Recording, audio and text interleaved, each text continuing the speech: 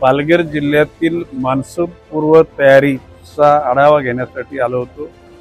सगळ्या यंत्रणा सतर्क आहेत। त्याचबरोबर पाणी पुरवठा आणि जल जीवन मिशन आणि त्याचबरोबर 2 झालेल्या जनता दरबाराचा एकूण आढावा या सगळ्या विषयाकरता बैठक झाली।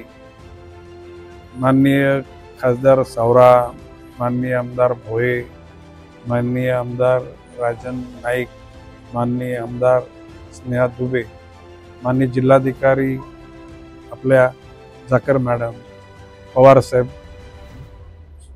आयुक्त वसे विरार, रानडे साहेब, जिल्हा परिषद सीईओ आणि सर्व विभागाचे अधिकारी उपस्थित होते आणि अतिशय चांगल्या वातावरणामध्ये चर्चा घडली, माहिती घेतली गेली आणि सगळेजण सतर्क झालेले।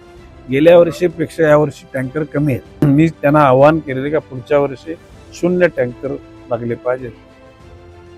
मी माझ्या वक्तव्यात नमूद केले की जलजीवन मिशनच्या अनुषंगाने काही प्रमाणामध्ये भ्रष्टाचार झालेला आहे, कामाचा दर्जा निकृष्ट झालेला आहे। मी माननीय मुख्य कार्यकारी अधिकारी रानडे साहेबांना सांगितले की त्या घटकांना बोलवा, त्यांना सांगा गेलेल्या चुकीच्या गोष्टी दुरुस्त करा।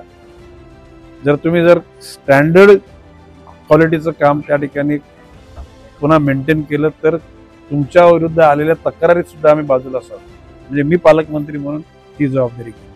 परंतु जर का त्या ठिकाणी त्या लोकांनी दुरुस्ती नाही केल्या आणि जर अशाच प्रकारे जनतेच्या पैशाबरोबर आणि जनतेच्या भावनावर खिलवाड करत राहिली तर त्या घटकांना निश्चितपणे जी कायद्याची मॅक्झिमम सजा आहे ती मिळण्याचा प्रयत्न निश्चितपणे आम्ही करतो।